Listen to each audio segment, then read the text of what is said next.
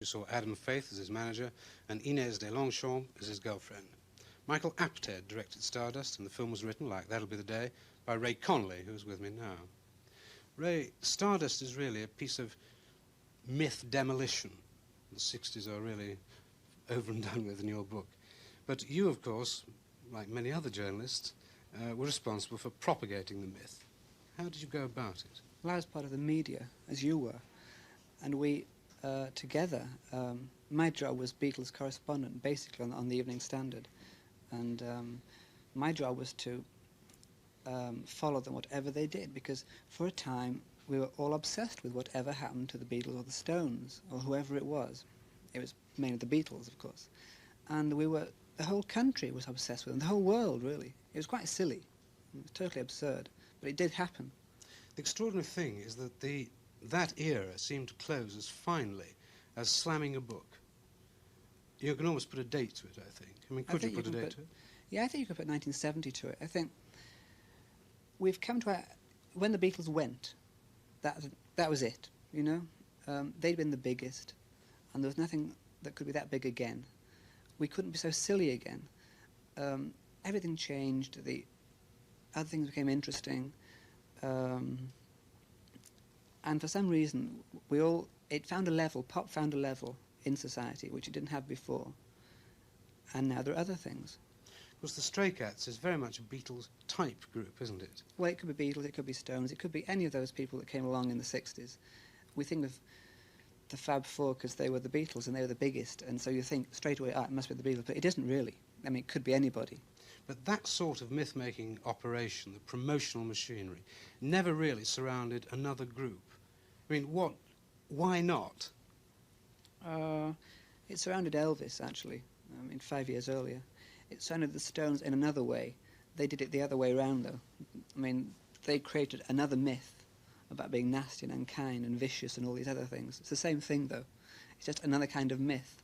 An anti-myth? Yes. They were the anti-heroes of rock, while the Beatles were the cuddly heroes that the mums could love. What about now? Do you think that the present pop audience is proof against this sort of myth-making? I think now it's this thing about they grow up with it now. They grow up from the age of 2 with rock and roll on television. So it can't be the same again. You know, we can't make the same myths. There are heroes now, but they're not in rock the same. I mean, there are heroes like Muhammad Ali is a hero, but he isn't a rock star. Mm. And I think maybe in other media there will be heroes too, but not rock and roll. I think it's highly unlikely that you'll be writing the sequel to the sequel of the sequel. No, I think I finished with rock and roll forever. Well, I thoroughly recommend Stardust, both as entertainment and as a good salty job of truth-telling. The Stardust double album is well worth hearing too. Only one side is taken from the film and features David Essex and Dave Edmunds in the guise of Jim McClane and the Stray Cats. The other 3 sides peer back down memory lane, taking in such 60s heroes as Billy J. Kramer, The Loving Spoonful, Jimmy Ruffin, Procol Harum, and Martha and the Vandellas. The songs do at least make it sound like a good time gone. There's masses of film music in the record catalogues at present. RCA Records have issued a series, 7 so far and more are planned, of new recordings by Charles Gerhardt and the National Philharmonic Orchestra of classical film scores, from the films of Bette Davis and Humphrey Bogart to Gone with the Wind, which, of course, was written by the daddy of all film composers, Max Steiner. But for me, perhaps, the most interesting of the series are those featuring the music of Erich Wolfgang Korngold, a properly resonant name for the man who provided the orchestral thunder and lightning for 18 big movies, mostly of the 1930s, films like Captain Blood, Anthony Adverse, for which he won an Oscar in 1936, and Robin Hood. He was prolific, but he was no hack. The composer Richard Strauss once conducted a piece which Korngold composed when he was only 11, and remarked, "One's first reactions at learning that this work is by an 11-year-old boy are those of awe and fear. May such genius develop in a normal way?" Well, it's debatable whether composing film music is normal, but Korngold was always workmanlike and sometimes a good deal better than that. He called his scores operas without words, and they did, without doubt, amplify the high-jinks and deep feelings of such films as Elizabeth and Essex and The Seahawk in a way that fused music and show business as only Hollywood knows how. Over the side, men! Waters away!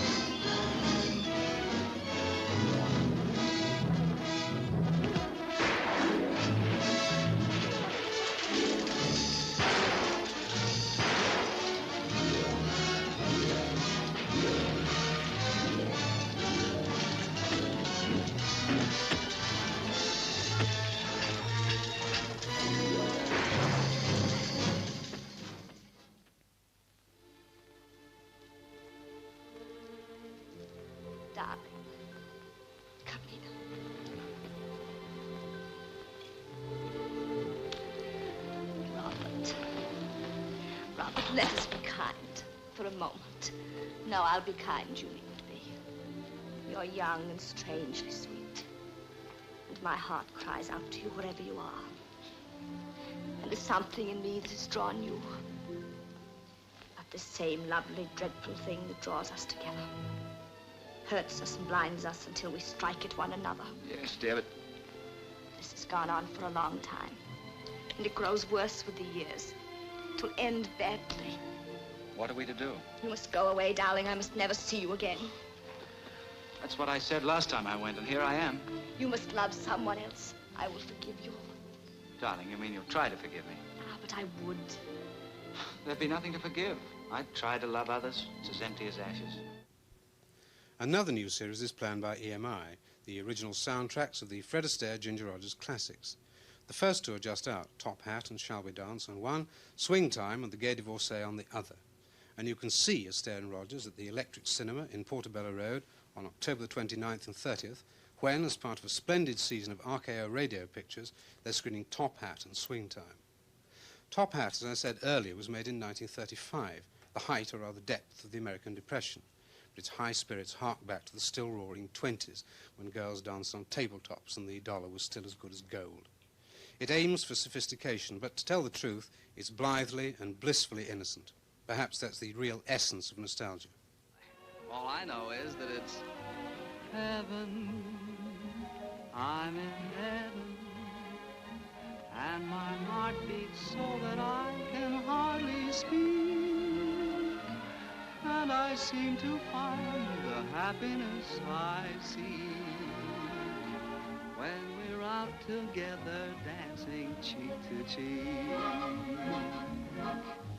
Heaven, I'm in heaven, and the cares that hung around me through the week seem to vanish like a gambler's lucky streak when we're out together dancing cheek to cheek.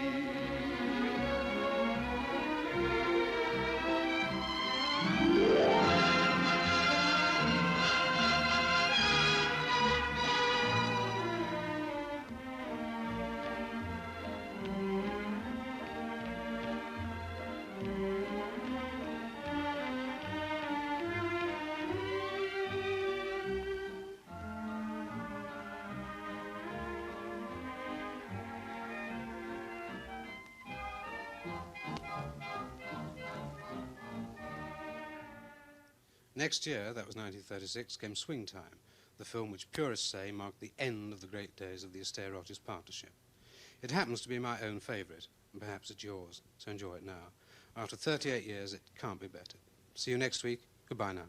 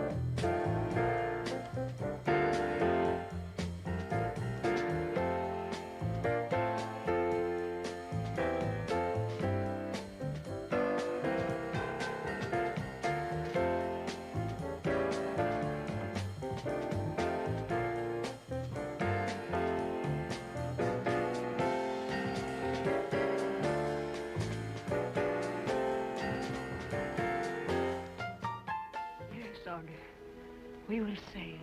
I'll tell the captain. The tide is full and the wind is with us. The wind is with us.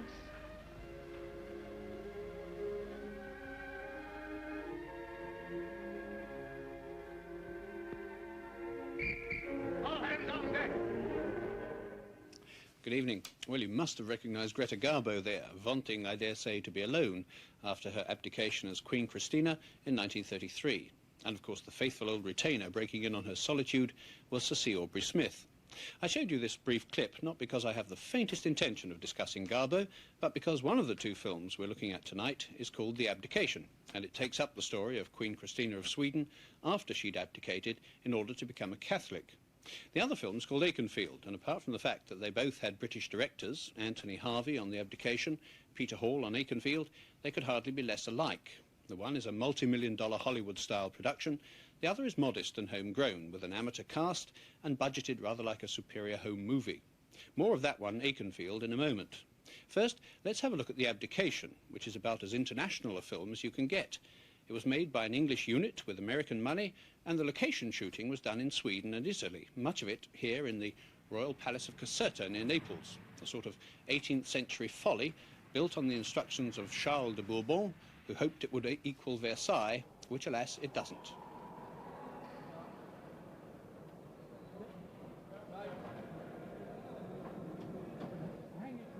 The stars of the picture are Liv Ullman, who is Norwegian, and Peter Finch, who's widely regarded as an Australian, though he was in fact born in London. Oh, and the lighting cameraman is one of the best in the business, Geoffrey Unsworth, who's not only an Oscar winner, but, chauvinism impels me to add, British as well.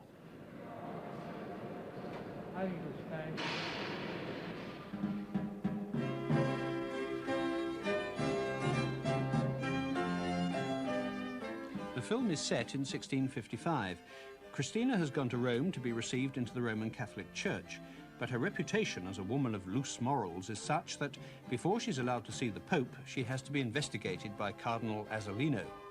During a break in shooting, I talked to Liv Ullman about her role in the picture. Liv, what kind of a location has this been, apart from noisy? It has been very noisy, but what it has been remarkable about is we are in the actual country where Christina came. We see surroundings which in many ways must be very much alike the surroundings she had around her, and that of course is always very inspiring. Well, this of course is supposed to be the Vatican, isn't it? This is the Vatican. Part of it... An obvious point that occurred to me was that Miss Ullman's Queen Christina stood a fair chance of being compared, favourably or otherwise, with Greta Garbo's Queen Christina. So I asked her if this possibility caused her any concern. No, not at all, because the movies are so different. Hers was a beautiful movie, very romantic and very unhistorical. Ours is a very modern story, one could say. It could also be about two modern people. And as far as we have been able to, we are following history. And whatever happens to Christina in this picture could happen to the real Christina. But according to history, Christina was short, pockmarked and humpbacked. Now, that's not really a very good description of you, is it?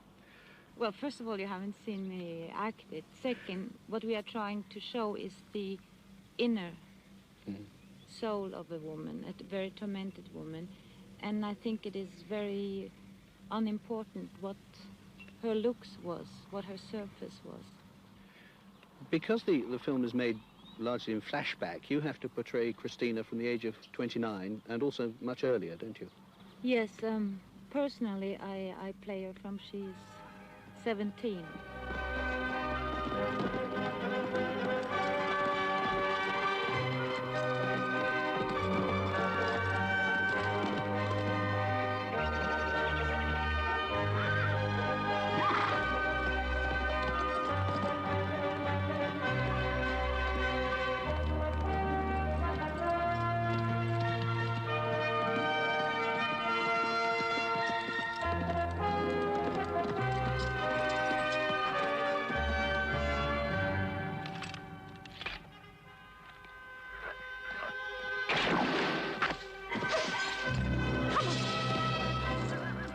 she was a very,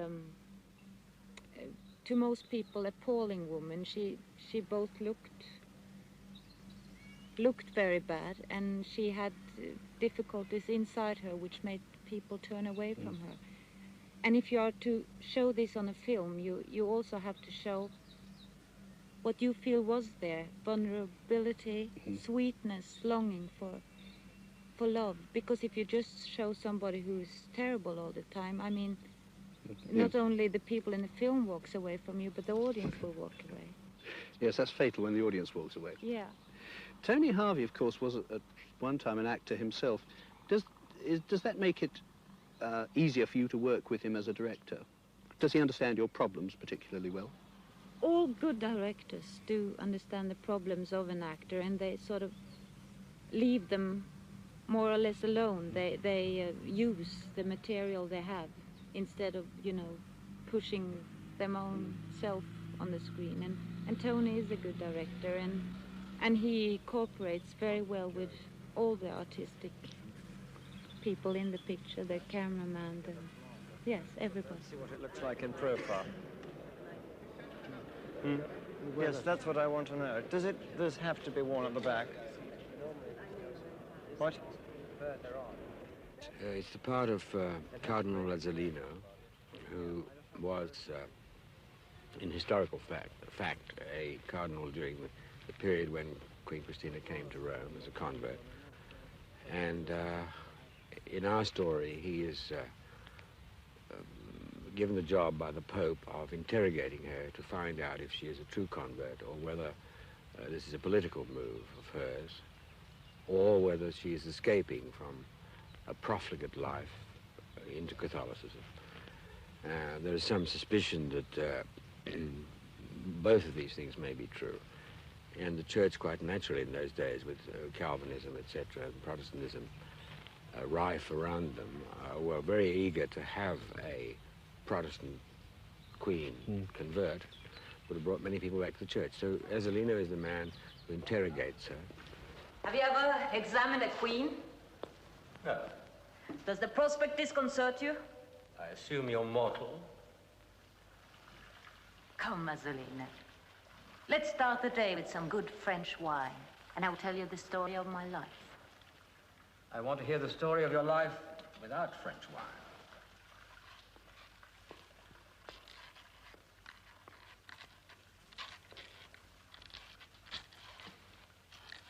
Not even a little sacramental sip?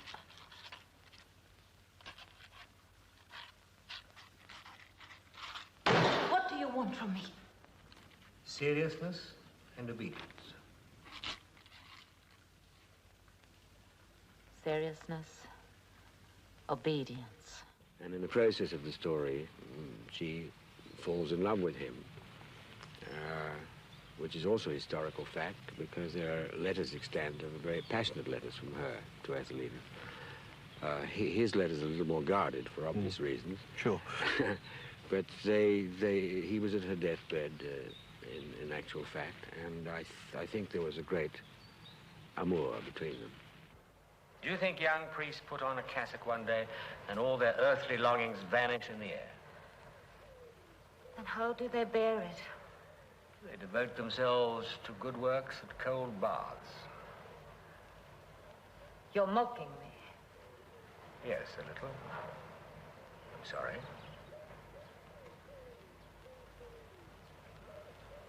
How old were you when you decided to become a priest? 15. It seems such a waste somehow. A man of your strength, your capacity of life, for such a man to choose to become a priest. Don't you think I have a talent for it? An almost frightening talent. The part I find fascinating because it's the part of a very powerful man, a very secure man on the surface, a Machiavellian man, as I think cardinals were in those days. He was Secretary of State at one stage, Azzolino, and who gradually, in the process of uncovering her story, begins to discover himself, and then all the chinks in his armor and the crust of his power are thrown away, and he is a really vulnerable human being as well as she. It's a fascinating exercise in acting for both of us, because it's a gradual discovery of each other and what the two characters are about. And despite all the grandeur of the sets that we've just seen here, it's really a very intimate story, isn't it? Yes. It's really the story of the two of us. And I think Tony's wonderful for it, because he is not seduced into making the periphery grandeur and the spectacle interfere with the intimate personal story. He believes, as I do, and I think any sensible person in our business does, that a drama consists entirely of people, and they're in a conflict, and a conflict with each other. And he's very good at keeping the film on this dimension, although it's going to look marvelous, but he never lets that interfere with the main story.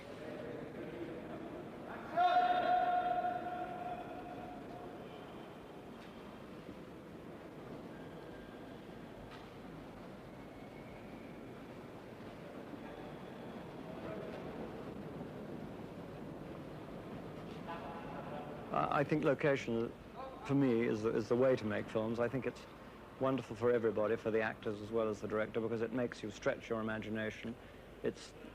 I find working in a studio is a rather sort of, you feel closed in by the feeling of a factory.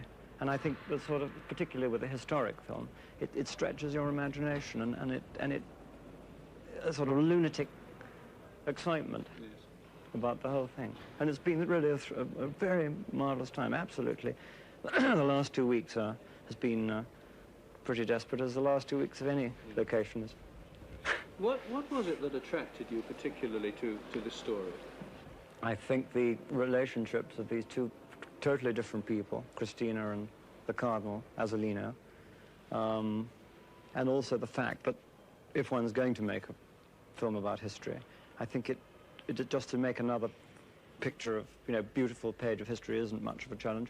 But I think if it has a point of view, then I think it's a very exciting way to make a film about history. And I think this does have a point of view, in so much, that it deals with both these characters in a very sort of modern psychological way, the way one can get inside their heads, which has always fascinated me. Who on God's earth would be a match for me? It would have to be a man quite rare. To allow oneself to be possessed when one has been born to rule. And then I have never felt. What? I don't know.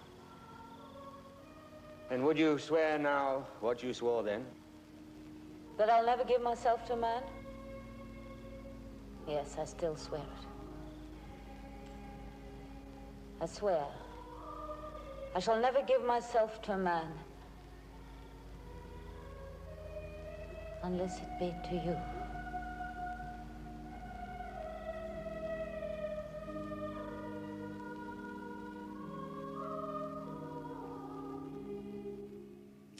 Anthony Harvey is the very talented director of Dutchman and The Lion in Winter, and I think he's done a pretty good job with The Abdication. It is, as he'd hoped, an intimate story in a grandiose setting. It's superbly photographed. Liv Ullman is convincing and moving enough as Christina, and Peter Finch, who's always excellent, is excellent again as Azzolino. The film will be opening in London later this month. Now, Akenfield, as I said, is a different proposition again. It's based on Ronald Blythe's bestseller about Suffolk life, a book which itself consists of interviews with actual Suffolk villagers, and it cost £120,000 to make. Chicken feed these days. £40,000 of the money came from a television company, £20,000 from private sources, and the rest, in effect, from trade facilities and from the technicians who worked for the bare union minimum and invested the rest of their salaries in the film in exchange for shares in the proceeds. The cast are all amateurs, from Garrow Shand, who plays the boy Tom, round whom the film is built, to local villagers recreating a Victorian outing, and to Ronald Blythe himself as the vicar. The plot of the picture is quite simple. It follows the movements of Tom, a young farmhand in Akenfield, on the day his grandfather is buried. It shows him moving round the village, looking at the place as it is now, and remembering the stories his grandfather had told him. The picture was made almost entirely at weekends, and it took a year to shoot, although in fact it was 5 years, from the time Peter Hall first became interested in the book to the day he and his co-producer Rex Pike finally wrapped it all up. They had a 15-page script. The dialogue was improvised by the cast, with a little help from their friends, Hall, Pike and Blythe, and in the end, many miles of film were whittled down into a picture which is now considerably less than 2 hours long. Well, Akenfield had its world premiere one Sunday last month in Ipswich. The audience, later treated to a buffet lunch, consisted of the people who helped to make the film and the crew, who travelled to Suffolk on a hired coach. The Film 74 unit was on that coach too, and Peter Hall also joined it from his flat in the Barbican.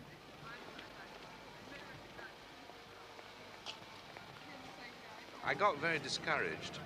It was actually Rex Pike, who's worked with me for years as an editor, and who's actually put this whole thing together and produced it with me. It was his determination at the moment when I was about to throw my hand in, which got us over the hump, because he said to me, you must know somebody who would give you a little money. Let's just go and do it.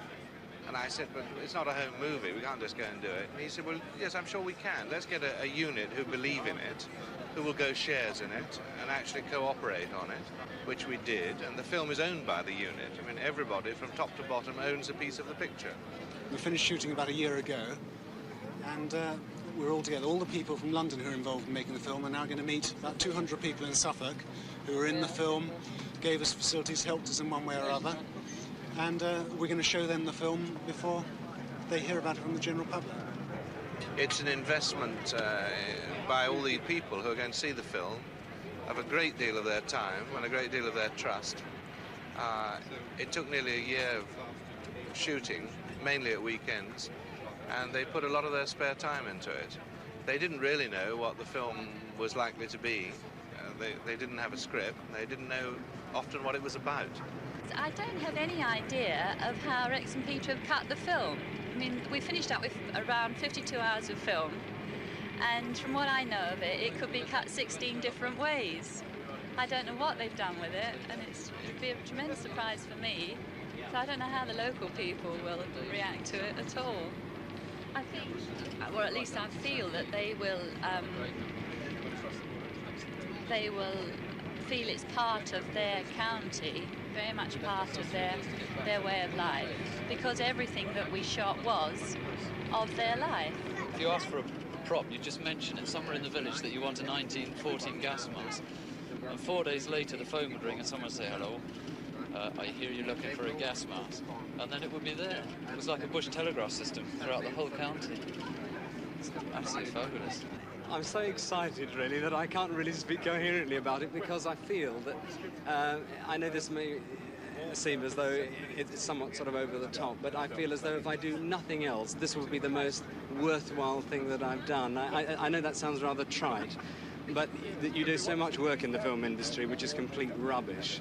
And this, I feel, has been just so worthwhile, and I'm so proud to have worked on it. I really feel that. I've been longing to see it. I've only seen a very few rushes.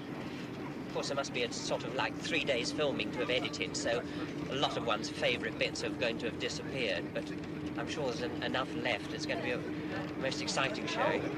Well, it's quite an emotional film. It has surprised us, the few people who have seen it. Even the stoutest people have had tears in their eyes.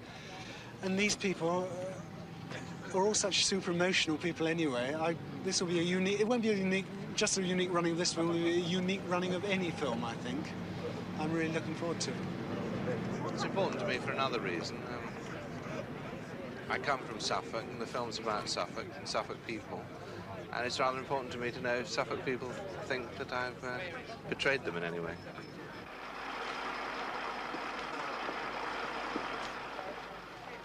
What you will see is the completed picture.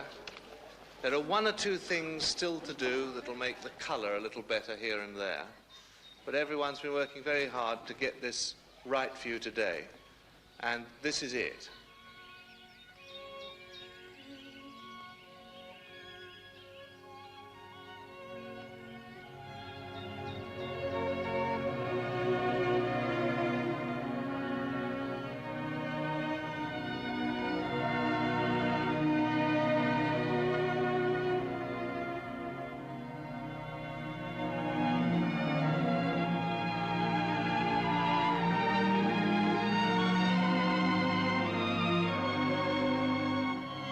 seen that there was a war between farmers and their men in them days. I think there was, particularly in Suffolk. These employers were famous for their meanness.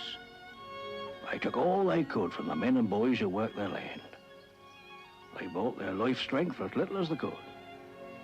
They wore us out without a thought, because with the big families, there was a continuous supply of labour.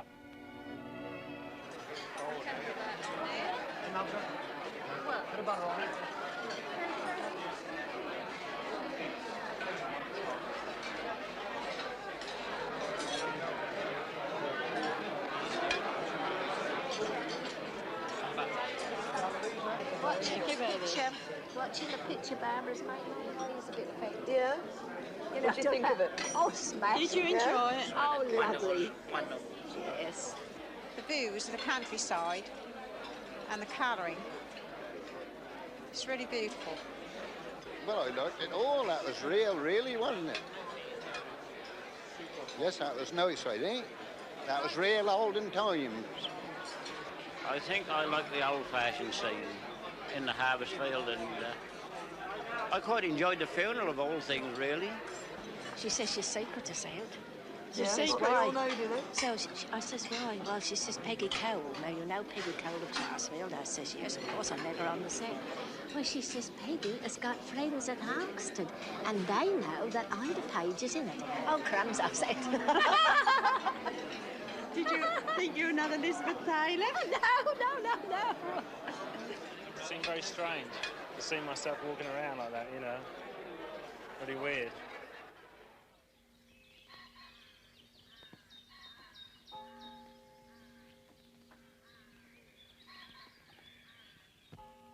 I know that my Redeemer liveth, and that he shall stand at the latter day upon the earth.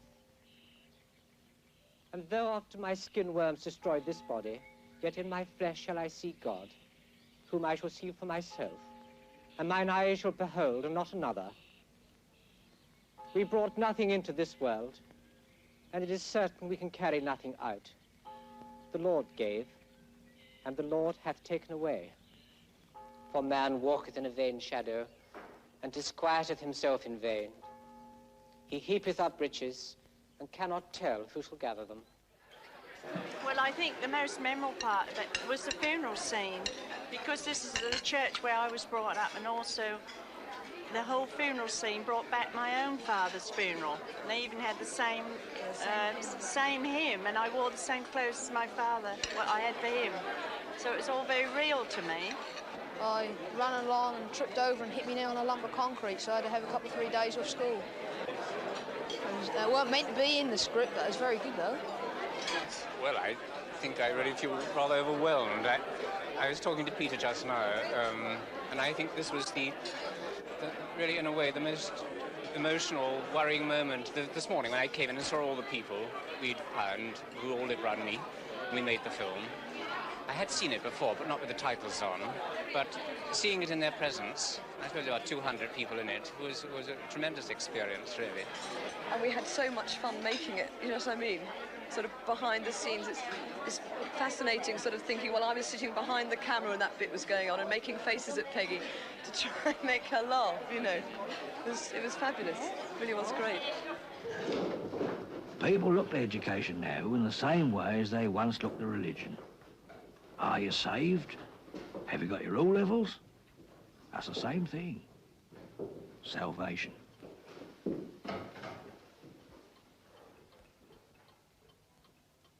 Good morning, children. Good morning, Miss Armstrong. Sit down.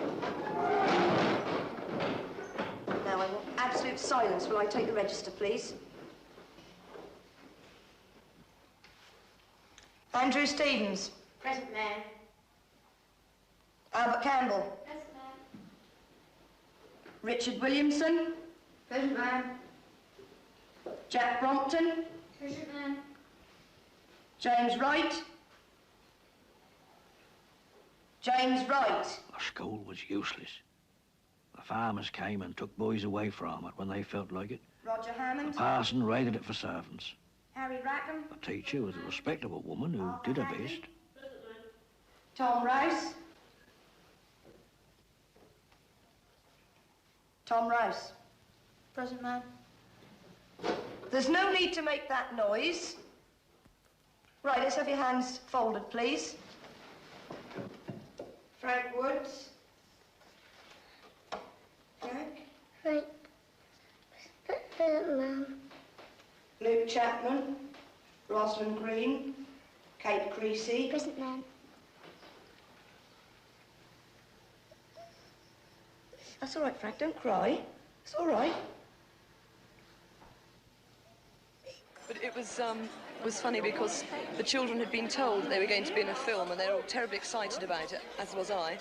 And they hadn't been told how awful I was going to be. And they really, I think, were all absolutely terrified of me, especially poor little Sean, you know, the one who cried. What do you like best about the film? I don't know, really. And we went back to get him for the, you know, the next bit in the film where he appears as a young boy. We went to collect him for that bit in the film, and they said to me, you know, Sean, come on, you're going to be in the film again. He said, will that rotten old teacher in the black dress be there? And they said, well, yes, she's going to be. He said, well, I aren't coming. And he wasn't going to come because he thought I was so horrible. We used to do a day. I used to go home a complete nervous wreck. Really, it's a lot of tension. You don't actually do much work, but it's sort of, you know, seems to be a lot of pressure there. It's not really, it's too many people around. Really. Do you think people outside Suffolk will understand what the film is about? I don't know if they're going to really get a deep, perhaps not a deep feeling, I don't know really. There's something really deep down about Suffolk people and things that happened in Suffolk, which go back, as in the film, a long way. I was worried lest the people who were in it would feel they didn't like the film. More, I was worried that they would feel it didn't represent Suffolk. It's a very proud place, and they seem to approve, and they're very blunt people.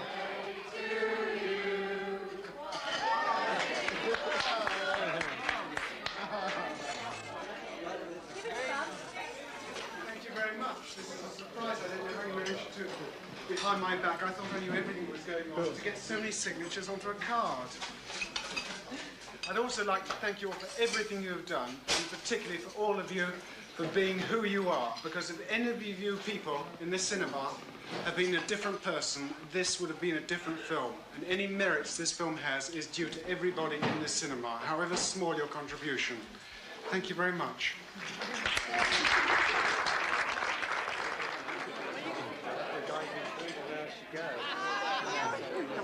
We'll do it together. All right. Once they get enthusiastic, they get very enthusiastic. I think there's quite a lot of them quite enthusiastic this afternoon.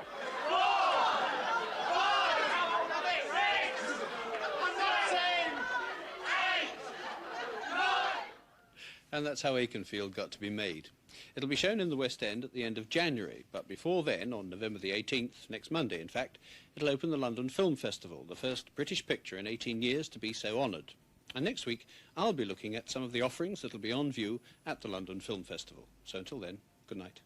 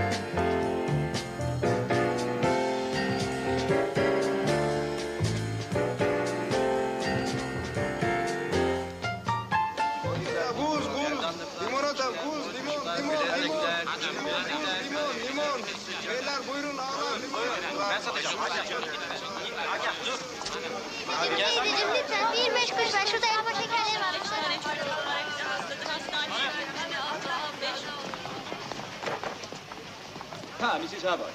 It's always an honor to greet you. You have your favorite number, 11.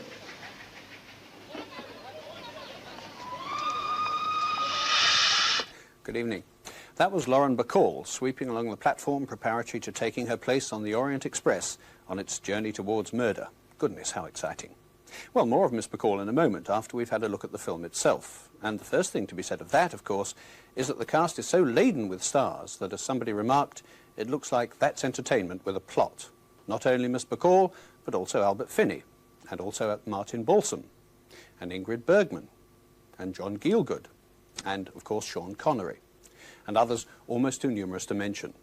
The victim of the murder is shifty Richard Widmark, brutally slain in his sleeping berth, and as we learn later, if ever a man had it coming, it was he. Fortunately, soon after the crime, the train is halted in a snowdrift, and that gives Hercule Poirot Finney the chance to solve the mystery at his leisure. Ah, but who's the culprit? Avid readers of Miss Agatha Christie will know the answer already, but as far as everyone else is concerned, my lips are sealed. However, there's a dozen or more suspects, among them Jean-Pierre Cassel, who plays the sleeping car attendant under whose very nose Mr. Widmark is bumped off. Monsieur Cassel was in London the other day, and I asked him what on earth it was like to work with a cast which, apart from the aforementioned, also includes Jacqueline Bisset, Wendy Hiller, Anthony Perkins, and Michael York. Very, how do you say, I was very shy the first day. But the others were too. The first meeting, Lumet had a marvelous idea to, the day before the first rehearsal, he organized a small, a very informal party in a small Italian restaurant. And I arrived with my wife, and it was the first time I was meeting Richard Widmark and Rachel Roberts and Sean Connery, and everybody was completely freezed because the others. And after this dinner, the ambiance was done and the atmosphere was relaxed. And the day after, we began to rehearse around a big table with the producers, the cameraman, the crew, all the crew behind us. And we had our book, our script in front of us, and this glass of water, and Sidney Lumet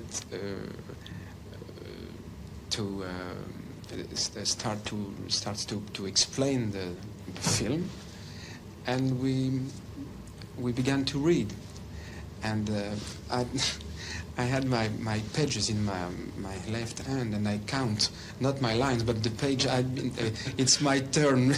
After this page, it's my turn to speak. And it was terrible. The first, my voice in front of those people, my first line was awful. But I think it was the same for everybody. And Albert Finney was besides me, and he has an accent in the film. He's supposed to be a Belgian. And he told me, don't laugh because my accent, don't laugh because my accent. I answered, don't laugh because my accent. Well, the main weakness of the film is that once the train stops in the snow, you become painfully aware that there's nobody aboard save Monsieur Poirot and his suspects. But never mind, it's good fun, skillfully handled by director Sidney Lumet, and most of the illustrious supporting cast managed to make some kind of mark one way or another. But in the end, of course, the picture stands or falls by the portrayal of Hercule Poirot, and here we're splendidly served by Albert Finney, all hunched and fat and frog-like. Not bald, as Poirot should be, of course, but gleaming instead with enough hair oil to fill a tanker. The second part of the film is mainly a series of interrogations in which Ingrid Bergman scores heavily in the kind of role she's been avoiding all her life, that of a big, dumb Swede. And also well up there, jostling for honours, is Miss Bacall, playing a tedious, loud-mouthed American divorcee who is not all she appears to be. Here she is, facing up to the omniscient Poirot. Who's next? Mrs. Hubbard. Oh, my God. The whistle means that help is near, madame. At high time, too. Time is what counts, Mrs. Hubbard, if we are to complete this inquiry before reaching Broad. I will therefore make my questions as brief as I hope you will make your answers, and the more often you can confine yourself to a simple yes or no, the better. Well, don't waste time yammering. Begin. Your full name is Harriet Belinda Hubbard. Yes, I was called Harriet after my... By now, Mr. McQueen has doubtless informed you of the true identity of Mr. Ratchet. Yes, that low-down... Were you acquainted with the Armstrongs? No, of course not. They were a very social family. Mrs. Hubbard, I overheard the whole of your conversation with Pierre about there being a man in your room soon after 1 o'clock on the night of the murder. Tell me one thing more. Wasn't the door locked on your side of the door that communicated with Mr. Ratchet's compartment when you went to bed? Yes, so far as I know. My second What do husband... you mean, as far as you know? Could you not see the bolt from the bed? No. Why? It was masked by my makeup bag on the hook above. Pierre checked the boat after I rang my bell and told him there had been a man hiding in my compartment. Yes, we know all about that. Oh, no, you don't. I beg your pardon.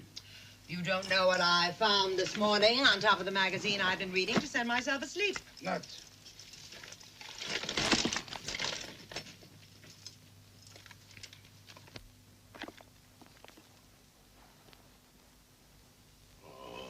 Dio mio, this is a pattern from the tunic of a wagon lead conductor. Doctor, would you kindly inquire whether Pierre has lost a tunic button? Gladly. And so the plot thickens. It's Lauren Bacall's first film since Harper in 1966, and when she was in London for the premiere, I spoke to her about her part in it. What was it about this film that you chose it for your comeback, if you like, to the movies? I don't like. All right. If this is a comeback, it's about my 80th comeback, because every time, it always used to be in films that every time you had a baby, you were making a comeback. I mean, always, no matter what you didn't appear in a film for, whatever the reason, it was always a comeback. No, I mean, it's not a comeback. It's just the first film in since Harper, right? Okay? Right, Agreed. right. I'll tell you one terrific reason that I chose it. It was offered. That's one reason. That's the best reason. Yes, it's a necessary reason, shall we say. I'd never worked with Sidney Lumet before, and Sidney and I are old friends, and we'd always talked of working together when Sidney said, yes, when something comes along. And I was living in London at the time, and Sidney came over, and he rang me up and came over, and we had dinner together, and he told me about the film, sent me a script, and it just happened like that. And he told me about who he was planning to get for all of the other parts. He'd already had Albert Finney, and that's not bad, you know. That's rather an attractive idea to begin with. So I was very excited about it. Not having been in a film in such a long time, I was, well, I was somewhat apprehensive, I suppose, at the thought of working with so many stunning, formidable people. But also I was curious to see how I would be working in a film again after 6 years on the stage. Well, Albert Finney has said that not that he was overwhelmed, because I don't think anything could overwhelm Albie, but he was at least impressed with working. I think you're right about that. But he said he was at least impressed at working with so many stars. Did you feel this? Oh, very much so. Well, Jean-Pierre Cassel said that at the first reading, everybody froze. Well, I know. I was so fascinated. I couldn't wait to see how everyone worked and what people were like that I didn't know, that I hadn't known before. And I think it was impressive to sit around that table in the Carlton Tower and read the script and see all of those faces. I mean, it was something. And, of course, the best part is that everyone was so nice. There really wasn't a dud in the group. I thought it was very brave of Sidney Lumet to take you all on, because there was at least a danger, surely, of a great clash of personalities and temperaments. No, not with this group. I don't think so. I think when you deal with a professional group of actors, there is not a danger of a clash of temperament. I think it's the lightweights in the business that have much more temperament than talent, and all of their energy goes to that, and not enough to their work. But I think all actors that are really actors really respect other actors. I mean, we all know what's involved. Everyone knows the kind of work that's involved, that we all, in one way or another, lay our lives on the line every time we appear. And so we basically have pretty much the same feelings. I don't think there's a lot of room for too much ego, you know. Lauren Bacall, a splendid, but when she likes, rather intimidating lady. We'll be seeing more of her and her film career in a future programme. But now let's take a look at some of the other new movies about town. Golden Needles is the latest offering from the Kung Fu school of drama, a bit of light-hearted nonsense about a golden statue which contains the secret of ecstasy and longevity. Lovely Elizabeth Ashley has been dispatched to Hong Kong in order to acquire it for evil Burgess Meredith. Various equally evil Chinese gentlemen thwart and frustrate her, and portly Joe Don Baker and black and beautiful Jim Kelly come to her aid. Veteran Anne Southern, nearly as portly as Mr. Baker, makes a brief appearance as the unlikely owner of a Hong Kong gambling den. And that's about all you need to know, except that, as you might have expected, good old American brute strength is more than a match for devilish Oriental cunning, as we discover when Mr. Baker, dispatched to steal the statue and its golden needles, acts with his customary refined subtlety.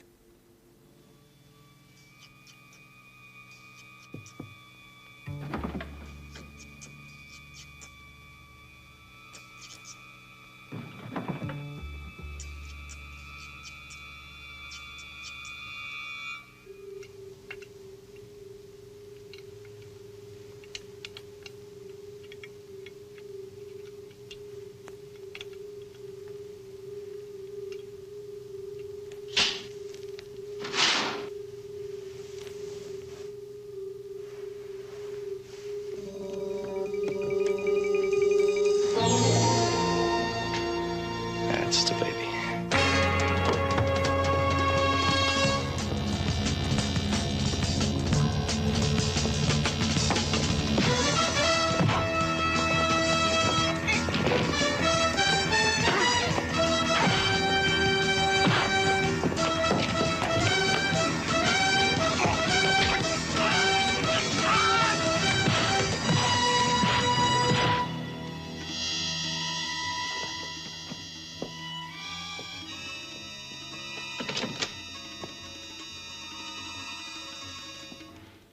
Well, I shouldn't like to think what Confucius he say about that lot, although no doubt Chairman Mao would have had a thought or two on the subject.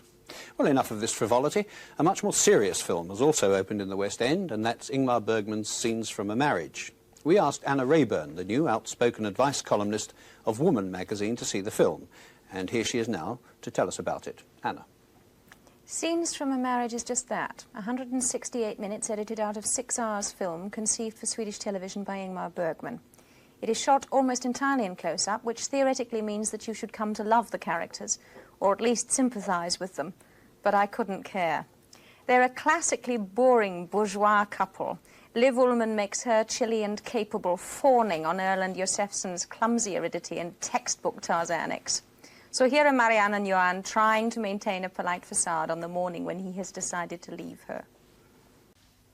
He goes, and they meet again. They haven't learned much. The marriage is so encumbered with duties and formalities and obligations that it's not surprising it grinds to a halt. Marianne and Johan can't break out of the marriage straitjacket even when they come to divorce. They're still making statements which they hope will come true in the saying rather than saying what they feel, because they don't know what they feel.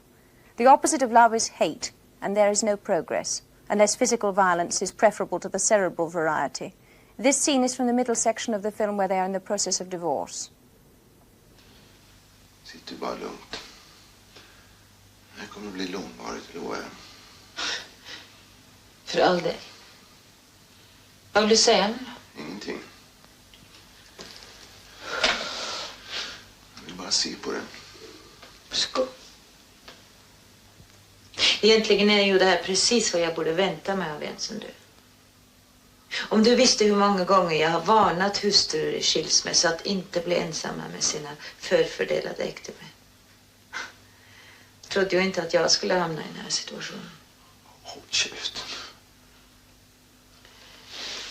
Jag är inte rädd dig. Om du vill veta så är jag ganska likgiltig för vad du tänker ta till. Håll käften, säger jag! Nej, men du är inte riktigt klok!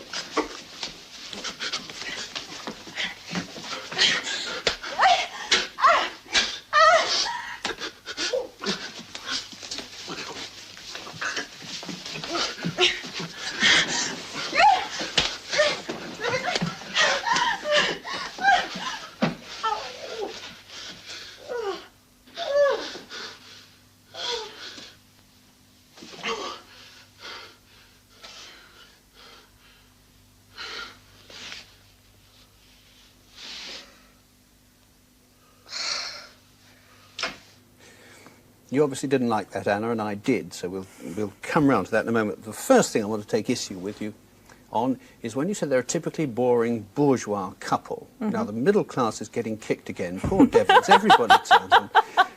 Why are they more boring than upper-class couples or lower-class couples? I think because they're more hog-tied into the law of comme il faut, that everything has to be just so. I really didn't. I knew that you'd leap on me about something I said. I didn't think you'd take that up. But I do think that the thing that distresses me so much about these people is they have so many advantages. I'm not talking about them in a very personal way, but they have so many advantages. They are bright, they are sensitive, they are intelligent, or at least we are led to believe that they are. And they can't for a moment put any of that focus into their marriage. And the sort of circle that they're bound up in the first section of the film, when they're supposed to have been married for 10 years, they have children and God knows what. You can't cancel a weekend date with mother without a kind of whole hoo-ha. Anybody who is in that much of a rigid framework is riding for disaster. I mean, it just doesn't work illimitably. Yes, but that doesn't make them boring. It doesn't make them untrue either. And well, I think it makes them boring, but it doesn't make them untrue. Well, I didn't find them boring either. But I also found... You're sold on Liv Ullman. Come on, confess it. You think she's a beautiful woman and a beautiful actress, and the whole film is mostly close-ups of Liv Ullman, so there. She stole my tie. Why should I be sold?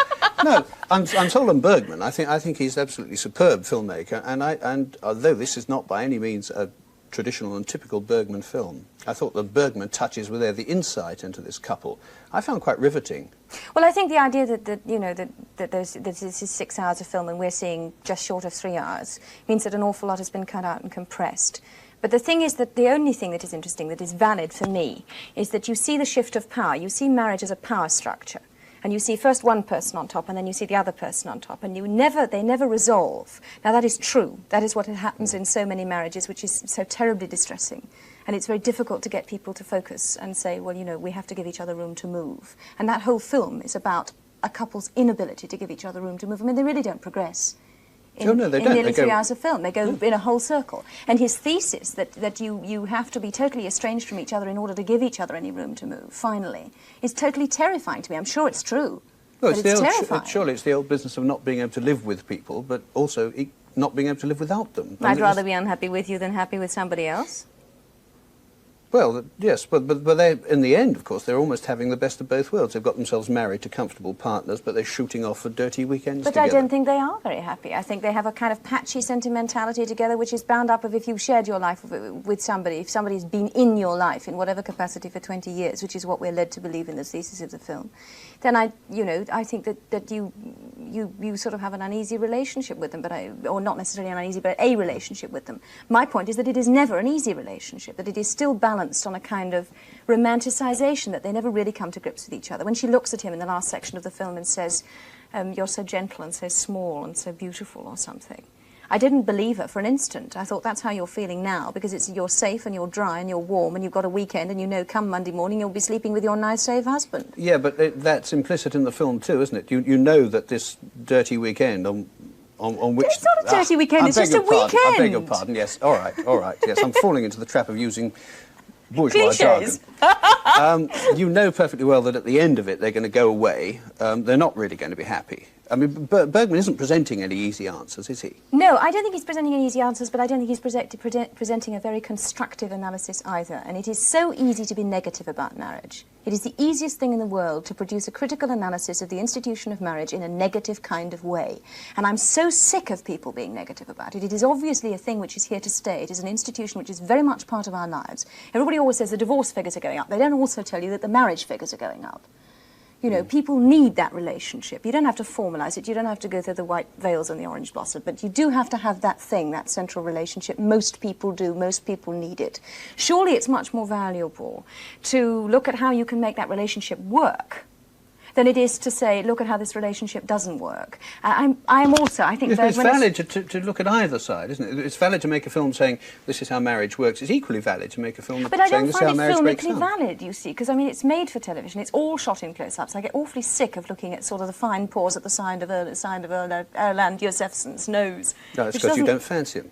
You're right. I find him a most unsympathetic man. I mean, he's the original arid intellectual who thinks that if he finds the right woman, she'll press the right button and he'll turn into sort of Robert Redford. Yes, but that's what the character was supposed to be in Yeah, the but film. I agree, but I can't sympathise. I don't fundamentally care what happens to them. I think they're a pair of bores. And because the film is made by Bergman doesn't make me feel that they're any less bores. And I'm not underestimating Bergman, who I think is marvellous, but I think this is cut-price Bergman. This is what you make to pay a grocery bill. Well, I disagree with you entirely, but I'm afraid we should just have to agree to differ on this. We'll fight it out afterwards. Anna, thank you very much indeed. Thank you. And incidentally, Scenes from a Marriage is to be shown in its entirety on BBC television early next year, although in a dubbed version, and I would advise you to see it. Another film with TV origins is showing at the London Film Festival. It's the Japanese entry Cassel, which is directed by Masaki Kobayashi. It's a marathon saga, not much less than 4 hours long, about a Japanese businessman, a rich widower who discovers on a trip to Europe that he has cancer and has barely a year to live. There's a superb central performance by Shin Saburi and a wealth of detail, atmosphere and subtlety in the way the director handles the story. Several times in the early part of the picture, the businessman glimpses a beautiful, mysterious and almost dreamlike Japanese woman, who he discovers is the wife of a wealthy Parisian. In this clip, the mystery is explained to some extent as she appears in his hotel room.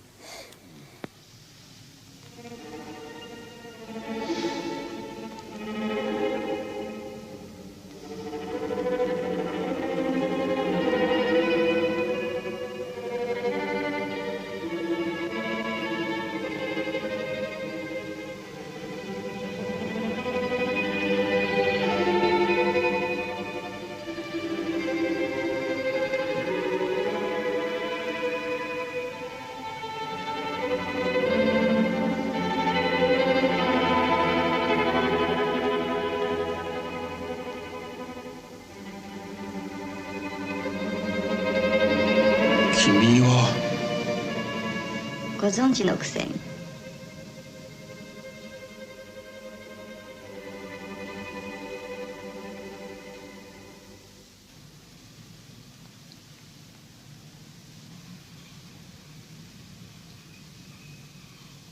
死神の君がなぜ？あの方の顔をしているっておっしゃいますの？マルセラン夫人でしたわね、あの方。なぜだ？私はあなたなんですもの。あなたの分身、あなたの同伴者。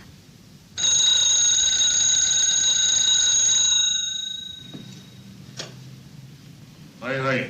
アロー、ムシツキー、アロー。はい、美月です。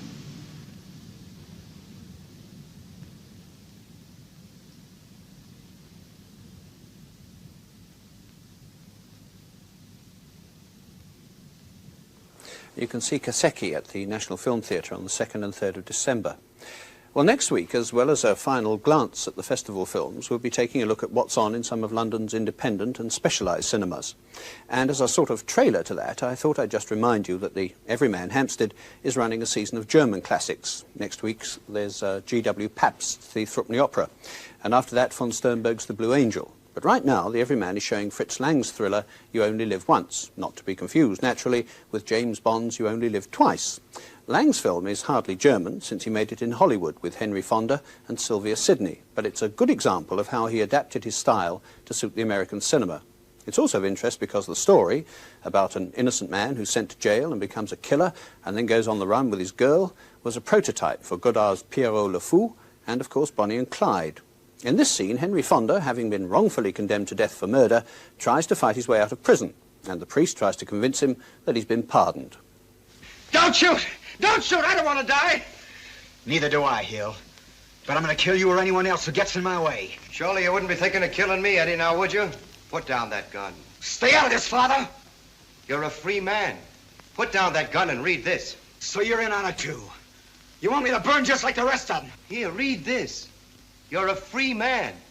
It's the truth. Father, stay where you are. Don't come any closer. Eddie, give me that gun. If you don't, I can't open the gate. And it won't open unless I give the order. Stay where you are! Eddie, won't you believe me?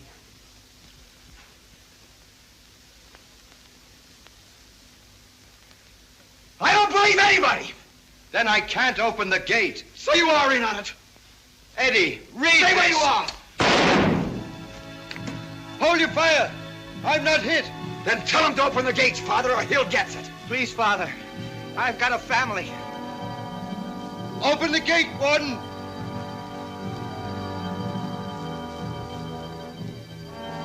Open it, Casey. Yes, sir.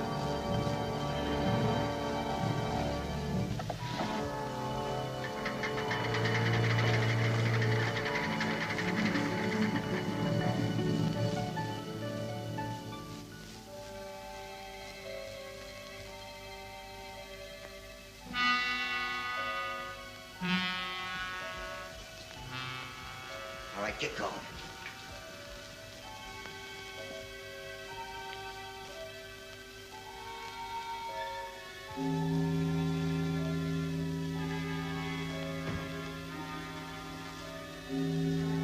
Isn't it odd how all those 1930s thrillers seem to take place in dense fog? Well, that, alas, is about all we have time for now. So with a nice thank you to pretty but disputatious Anna Rayburn, and this stirring sequence showing assorted Chinese heavies running amok in Anne Southern's Chinese opium den, I'll say goodnight until next week.